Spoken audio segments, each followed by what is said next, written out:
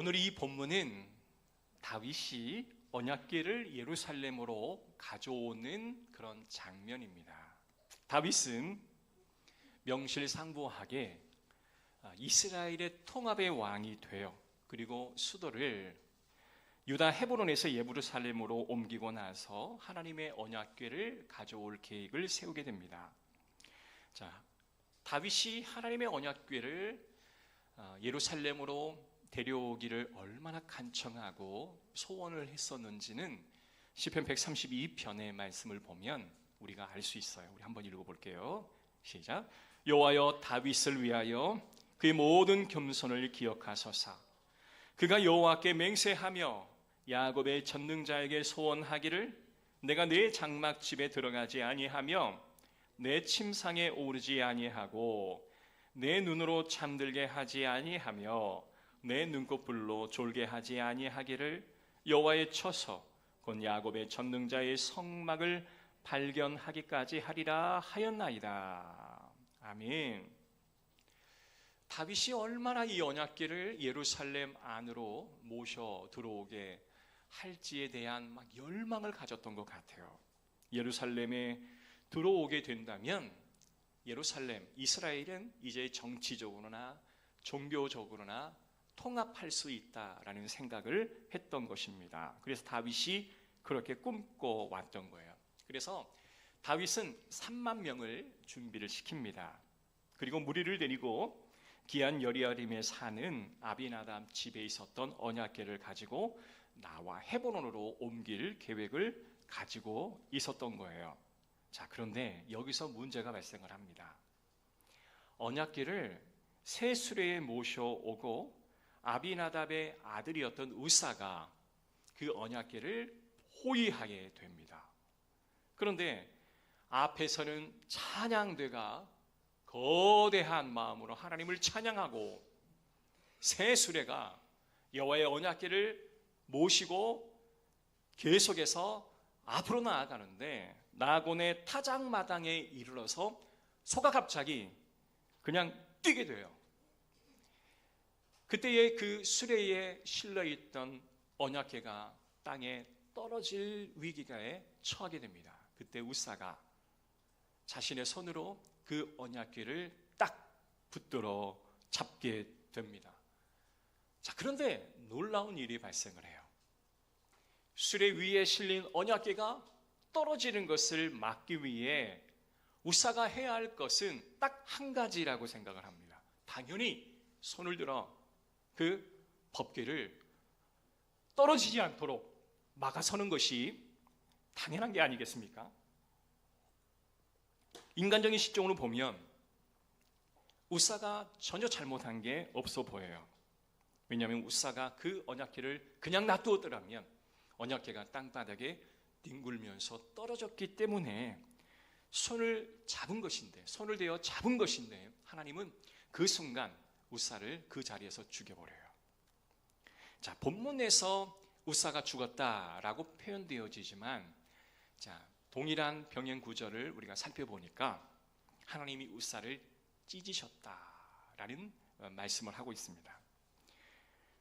하나님은 굉장한 분노로 이 우사에 대한 자신의 마음이 어떠했는지를 우리에게 보여주고 있습니다. 얼마나 이 상황이 심각했으면 다윗과 더불어 함께 따라갔던 일행들이 벌벌 떠는 일이 발생을 하게 돼요. 이는 마치 하나님이 큰 집에 그냥 잔치집이 열려 있는데 갑자기 초상집으로 만들어 버리는 그러한 것과 똑같다라고 생각하시면 될 것 같아요. 자, 그렇다면 우리는 이러한 질문을 드릴 수 있습니다. 하나님은 도무지 왜 이렇게 행동을 하셨을까? 하나님의 이런 행동은 인간적으로 보면 도무지 이해가 잘 되지 않고 또 말이 안 된다라고 생각하지만 하나님이 이면에 감추어진 원리가 아주 깊다라고 하나님은 생각했던 것이에요. 마치 선악과가 그냥 우리가 생각할 때는 과일 하나예요. 하나님은 하와 그리고 아담에게 너는 선악과를 만지지도 보지도 말라, 먹지도 말라라고 했는데 자, 사단의 꾀임에 빠져 이 선악과를 먹어요. 우리가 볼 때는 아니 과일 하나를 먹었을 뿐인데 그 과일 하나를 먹는 그 결과가 인류에게 엄청난 형벌이 주어지게 되어지는 것을 보게 됩니다. 선악과가 가지고 있는 의미가 굉장히 깊다라는 거예요. 마찬가지입니다. 오늘 이 본문의 말씀을 보면 우사가 법궤를 만진 것 그 자체만을 가지고 볼 수 있는 게 아니라 하나님께서 그 이면에 감추어진 신앙의 진정한 것을 오늘 저와 여러분에게 알려주기를 원하시는 것을 우리는 알아야 할 줄로 믿습니다. 자, 그렇다면 하나님의 궤는 과연 무엇을 상징하는가? 하나님의 언약궤가 대체 무엇이기에 이토록 하나님은 모든 절차와 과정을 엄격하게 제한하시고 그 과정과 절차에 단 한 가지 오점이라도 발견되어지면 가차없이 그것을 벌하시는가? 이 하나님의 언약궤는 곧 하나님의 임재를 상징을 하고 하나님의 다스리심을 상징을 한다라고 볼 수가 있어요. 하나님의 언약궤는 하나님의 다스림을 백성들이 따른다라고 하는 것을 암시하고 있기에 언약궤를 인간이 어떻게 바라보고 언약궤를 옮기는 모든 과정을 어떻게 그들이 반응하는가를 따라서 하나님의 다스림을 그들이 어떻게 생각하는지를 하나님은 보신다라는 겁니다. 그래서 이 본문의 말씀을 외형적으로 나타나는 것으로만 이해해서는 안 되고 내면에 감추어진 것을 보면서 하나님의 마음을 읽어야 이 본문이 이해가 될 수 있다라는 거예요. 자, 그 하나님의 언약궤를 우사가 짚었습니다. 그는 결국 어떤 행동을 보여주는 것입니까? 자, 하나님의 다스림이 상징하는 언약궤를 그가 손으로 짚었다. 결코 손으로 짚어서는 안 된다라고 이미 하나님이 말씀하신 바가 있습니다. 뒷장에 우리가 좀 알아볼 수 있겠지만 그런데 그것을 원칙을 깨고 이 우사가 그것에 손을 대었습니다. 우사는 하나님의 언약궤가 자신의 집에 20년 동안 있음에도 불구하고 아무 일이 일어나지를 않았던 거예요. 블레셋과의 전투에서 이 언약궤를 장로들의 권유에 의해서 전쟁터로 가져갔다가 그만 그 전쟁에서 패배하여 이 언약궤가 블레셋의 적군의 손에 들어가게 된 겁니다. 아니 하나님의 임재와 하나님의 다스림이 블레셋 손에 건너가다니 이것은 하나님이 이스라엘을 깨우치기 위한 하나의 하나님의 일하심이었어요. 그런데요 하나님의 다스림이 가는 블레셋의 곳곳마다 재앙이 임하고 또한 독종이 임하고 그 사람들 도저히 살 수가 없어서 이제 겨우 그것이 기한 여아림으로 가게 되는 것이죠. 사랑하는 성도 여러분, 그런데요 20년 동안 우리 지역에 그 법궤가 있으면서도 아무 일도 일어나지는 않았어요. 그래서 그는 한번 생각했던 것입니다. 아, 법궤가 안전하구나. 하나님의 다스리심을 우리 민족에게 허락했을 때는 아무런 일이 일어나지 않았구나. 이것은 하나님을 내가 다스릴 수 있겠구나라는 그 마음의 근원이 생각되어지게 되는 부분들입니다.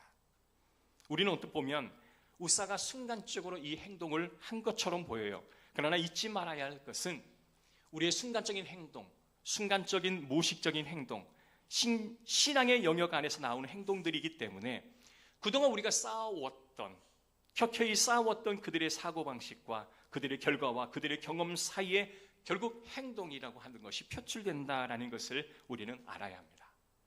그래서 우사가 갑자기 죽은 게 아니라 우사가 지금까지 생각해 온 방식으로서의 삶이 곧 죽음에 이르렀다라고 우리는 판단을 해야 하는 것이에요.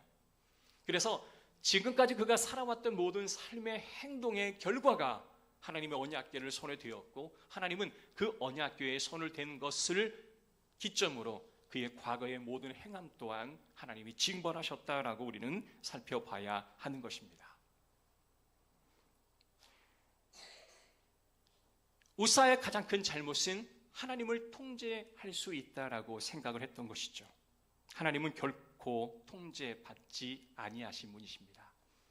하나님은 스스로 통제하시고 스스로 자신이 지배하시고 스스로 다스리신 분이시지 인간의 피조물의 그 어떠한 것도 하나님을 통제할 수 있는 대상은 아무것도 없습니다. 잘 보십시오. 우상 숭배가 뭘까요? 우리가 이방신을 섬기는 사람들 마음속에서 이 똑같은 메커니즘이 적용되어지는데요.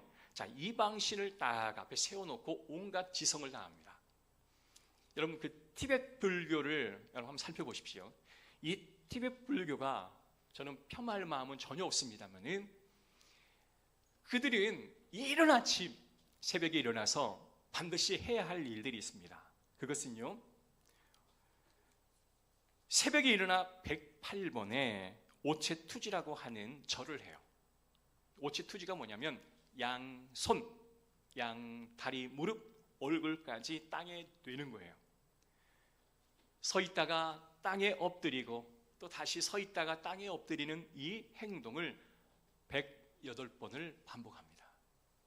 매일 새벽마다 그 행동을 반복하니 그가 서 있는 앞에 그 나무바닥이요 움푹 패일 정도로 열심인 거죠.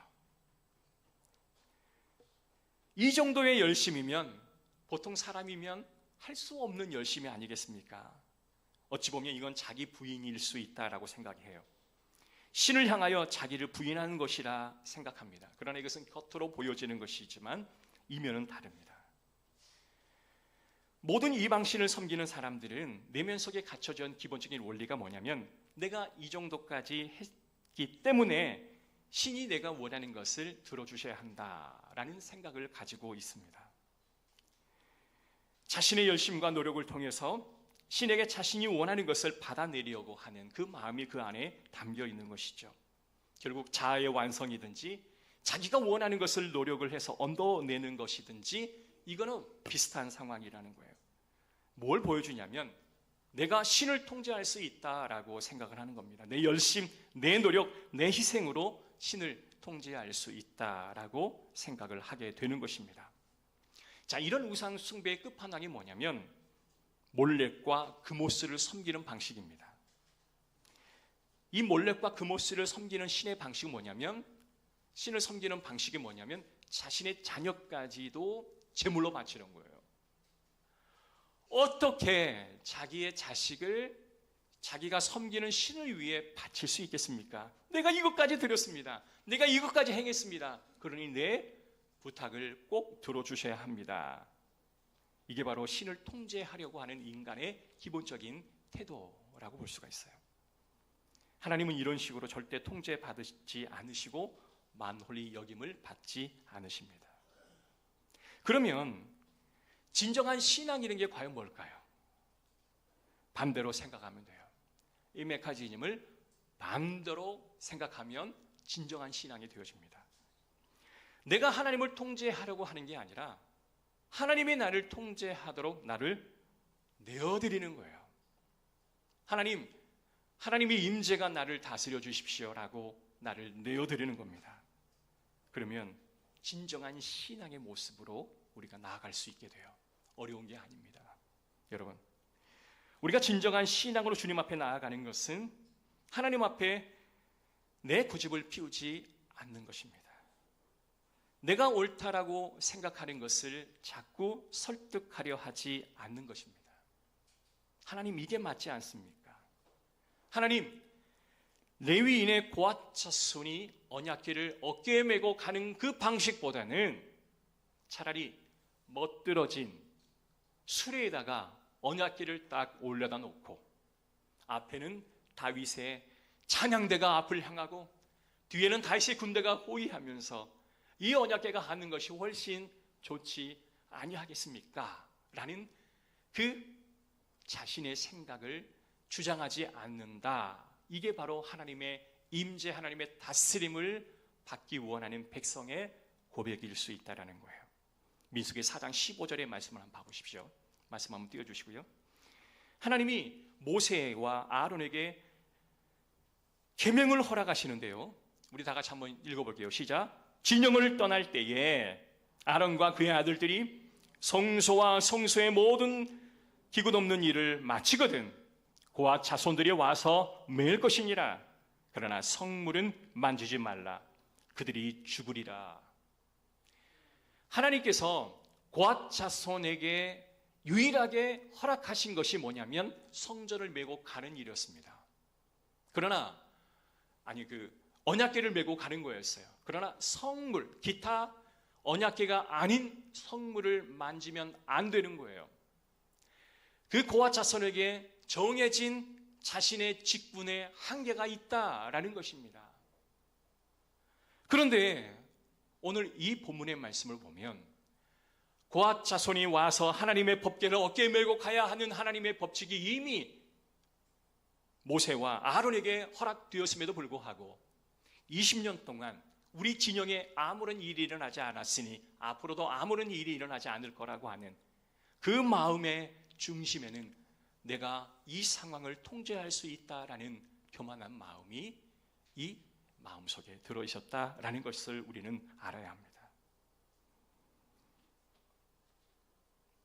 우리는 이렇게 하나님에게 말하면 안 돼요.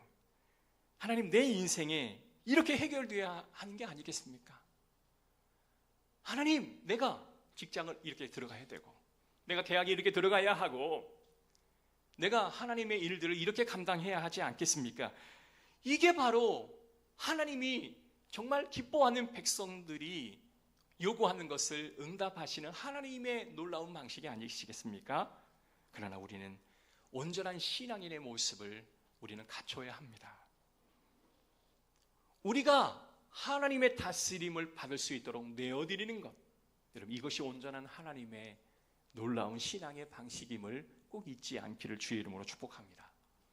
자, 그런데요, 참 하나님 은혜가 넘치시는 분이세요. 하나님은 그런 무지한 우리에게도 늘 설득하십니다. 한 번의 실수와 한 번의 잘못을 통하여 그를 죽이지 아니하시고 끊임없이 그를 설득하십니다. 여러분, 하나님이 아무 일도 일어나지 않았던 20년의 시간을 우리는 그저의 아무런 일이 일어나지 않는 시간으로 생각해서는 안 됩니다. 하나님 그 20년 동안 그들을 설득시키고 그들을 가르치시고 그들을 하나님의 뜻을 알기 위하여 끊임없이 노력했던 20년의 세월임을 우리는 기억해야 합니다.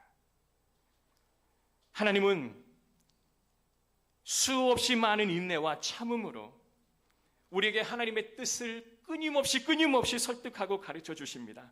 아들아, 딸아, 이렇게 가면 안 돼. 이 길로 가야 한다. 알았지? 그리고 가던 길을 돌이켜 다시 하나님 원하는 길로 가게 했던 그 무수한 날들이 20년 안에 우리에게 주어졌던 것을 우리는 인정을 해야 합니다. 계속해서 말씀해 주시는, 끊임없이 말씀해 주시는 것이 바로 하나님의 은혜인데, 하나님은 한 번의 잘못으로 우리를 찍어 누를 수가 있고 우리를 강제로 다스릴 수 있지만, 하나님이 원하시는 것은 계속적인 말씀으로 삶의 자리에서 우리를 설득시키시는 것이 바로 하나님의 방식입니다. 저는 고난도 마찬가지라고 생각합니다. 고난과 슬픔이 다가오는 것은 하나님이 우리를 설득시키는 작업이 아닐까 싶어요. 우리는 그것을 알아야 합니다. 끊임없이 고집 피우다가 통하지 않으면 사람들은 두 가지 방식의 길로 저마다 가게 됩니다. 첫 번째, 하나는 올바르게 믿음의 반응, 신앙의 반응을 하게 되면 나의 생각이 꺾이게 됩니다. 나의 못남을 깨닫게 되고 나의 연약함을 깨닫게 되고 하나님 앞에 무릎을 꿇고 진심으로 겸손한 마음을 가지고 하나님 앞에 온전한 신앙인으로 조금씩 거듭나가는 그 모든 과정들을 우리가 체험하는 거예요. 그러나 반대의 길을 가는 사람도 있어요. 내가 거듭났다고 하면서도 내가 예수님을 믿는다고 하지만 끊임없이 하나님 앞에 굽히지 않는 모습으로 나아가는 사람의 길이 있다는 것입니다. 사랑하는 성도 여러분, 우리의 참된 신앙은 내 마음이 더 열려지고 겸손해지고 부서워진 마음을 가지고 하나님 앞에 엎드리는 심령입니다. 그런데 이와 반대의 마음은 시간이 갈수록 더 완악해지고 돌같이 딱딱해지는 그런 마음, 이런 마음으로 결코 우리는 들어가서는 아니 될 줄로 믿습니다. 여러분, 이렇게 계속 우리가 고집을 피우고 계속해서 설득에 나아가시는데 끝까지 고집을 우리가 누구로 드리지 못하고 나아가면 어떻게 될까요? 바로 우사처럼 최후의 하나님의 징계를 받게 되는 것입니다. 이게 바로 굉장히 위험한 부분이라 할 수 있어요. 우리는 하나님 앞에서 우리의 생각과 우리의 고집을 내려놓고 버리는 작업을 끊임없이 반복해야 합니다. 이게 바로 자기 부인이에요. 이게 바로 신앙의 근본임을 우리는 잊지 않아야 할 줄로 믿습니다. 그래서 하나님은 여러분에게, 우리에게 이런 은혜를 허락해 주십니다. 우리가 기억해야 할 것은 하나님이 주시는 이러한 은혜, 그 20년의 세월의 그 은혜가 나의 죄를 내가 스스로 면죄부 삼아서는 안 되는 기간일 줄로 믿습니다. 우리가 믿는 사람들이 실수하는 지점이 바로 이거예요. 하나님이 끊임없이 우리를 설득하십니다. 이렇게 하지 말라, 이렇게 해야 된다, 이 길은 하나님 원하시는 길이 아니다, 이 길로 가야 한다 라고 하나님의 은혜의 길을 허락하시는 그 날들을요, 우리는 하나님이 나의 죄를 그냥 무마시켜 주시는구나, 내가 했던 행동을 하나님이 그냥 관대하게 용서해 주시는구나 라고 면죄부를 우리는 스스로 부여해 버린다라고 하는 거야.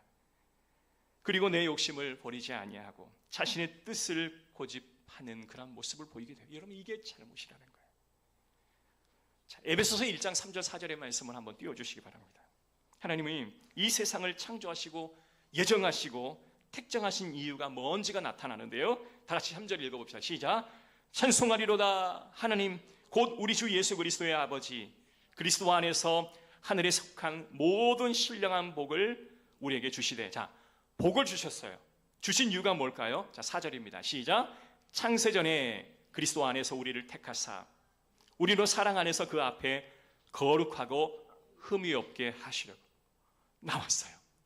하나님이 이토록 우리에게 그 기간의 은혜를 스스로 돌이킬 수 있도록 계속적으로 설득시키는 그 은혜를 주신 이유가 과연 뭘까요? 우리를 거룩하고 흠이 없는 존재로 만들기 위함입니다. 사랑하는 성도 여러분, 우리의 이 한평생의 여정은 결코 짧지 않는 우리는 삶을 살아가요. 저도 이제 50대 중반인데요, 우리 어린 학생들이 보면 꽤 나이가 들어 보이고 우리 어르신들에 비하면 아직도 젊은 축에 속하겠지만 앞으로 내가 살아가야 할 날들도 꽤 많이 남아있다는 거예요. 그렇다 보면 내 인생이 얼마나 오랜 세월을 살았는가를 생각해 보면 하나님이 우리에게 참 오랜 세월의 은혜를 허락해 주셨구나라는 그 느낌이 듭니다. 근데 그 느낌 가운데는요, 하나님께서 원하는 길이 있고 원하지 않는 길이 있는데 내가 원하지 않는 길을 갔을 때는 하나님이 늘 나를 설득시키셨어요. 사람을 통해서도 환경을 통해서도 나를 늘 설득시키셨어요. 그런데 우리가 그때 꼭 넘어지지 않아야 할 실수가 뭐냐? 이건 하나님이 나를 정결하게 하고 나를 순결하게 하는 하나님의 방법이구나. 아, 이렇게도 되는구나. 이게 아니라 아, 내가 이렇게 해도 하나님이 아무런 벌을 내리지 않는구나. 이게 아니라 아, 이 길은 하나님이 나를 설득시키는 은혜의 시간이구나. 이 고난도 나를 성장시키시는 하나님의 방법이구나. 우리는 이렇게 나의 삶을 바라봐야 합니다. 사랑하는 성도 여러분, 이게 바로 하나님이 주시는 참된 은혜인 줄로 믿습니다. 우리는 언뜻 은혜가 내가 원하는 대로 하나님이 반응해 주시고 내가 구하는 대로 하나님이 그냥 무조건 다 내려주시는 것이 은혜다라고 여깁니다. 반드시 그것도 은혜입니다. 여러분, 그렇게 되시기를 주의 이름으로 축복합니다. 그러나 이보다 더 값진 은혜는 우리를 주시고 흔들어 채워주시는 거, 넘치도록 채워주시는 것도 은혜이지만 나의 연약함에도 불구하고 베레스 우사 나를 치시는 것도 하나님의 은혜임을 우리는 알아야 할 줄로 믿습니다. 때론 누군가의 입을 통해 나를 치실 때, 누군가의 입을 통해 나를 힘들게 할 때, 우사의 이름이 뜻이 뭘까요? 내 능력, 내 생각, 내 지혜, 내 실력. 하나님이 그 우사를 꺾는 건 내 능력, 내 실력, 내 지금까지 경험들을 꺾으시는 하나님의 놀라운 은혜라고 여기시고, 이게 진짜 하나님의 큰 은혜임을 깨닫기를 주의 이름으로 축복합니다.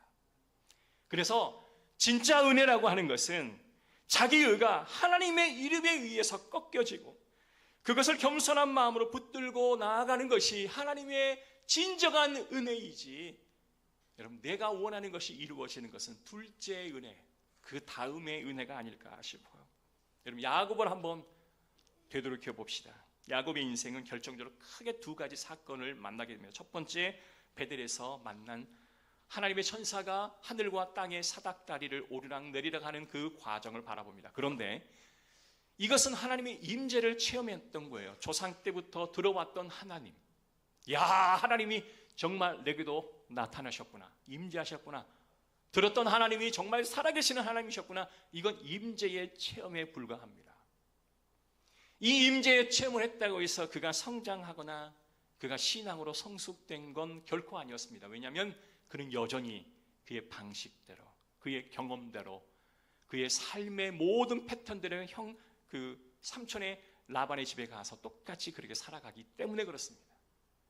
여러분, 하나님의 임재를 경험했다고 해서 그의 인생이 드라마틱하게 바뀐 건 결코 아니더라고요.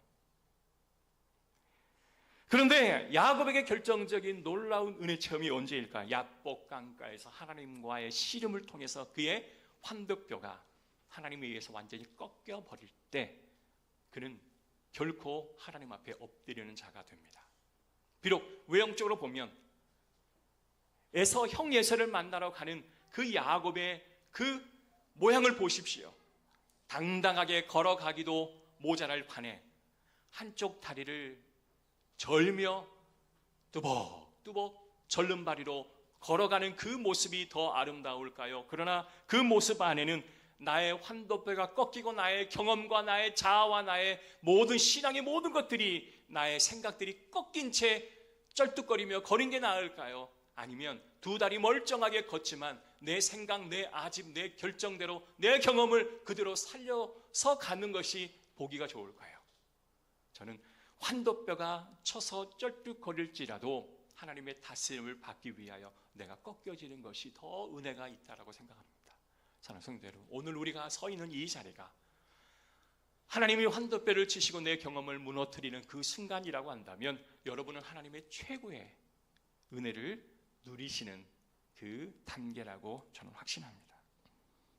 사랑하는 성도 여러분, 내 뜻대로 되어지는 것이 결코 은혜가 아닙니다. 내 원대로 되어지는 것이 결코 하나님의 뜻이 아닙니다. 바울이 이러한 원리를 너무나 잘 알았습니다.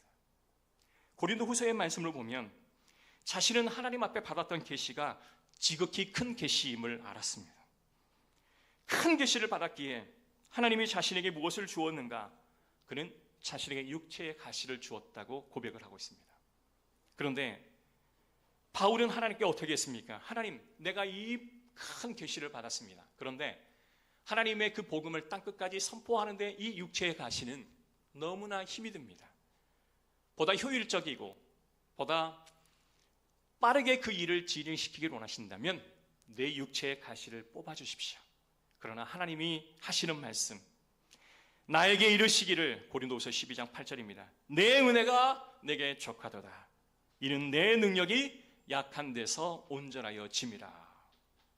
다른 사람이 볼 때 듬직한 모습, 건강한 모습으로 에서 앞에 나오는 야곱의 모습이 아니라 쩔뚝거리지만 그의 모습이 더 아름다운 것처럼, 멋진 외모, 사울처럼 멋진 외모로 하나님의 사역을 하면 훨씬 더 복음이 잘 증거되어질 것 같지만 머리가 없고 매부리 코에 그냥 눈에는 안질에 언제 쓰러질지 모르는 그 간질병을 앓고 있는 이 사도 바울을 통해 복음이 증거되어지는 것이 훨씬 하나님의 방식임을 그는 마음속 깊이 깨달았기에 육체의 가시가 내게 은혜입니다라고 고백했던 자가 바로 사도 바울이었음을 고백합니다.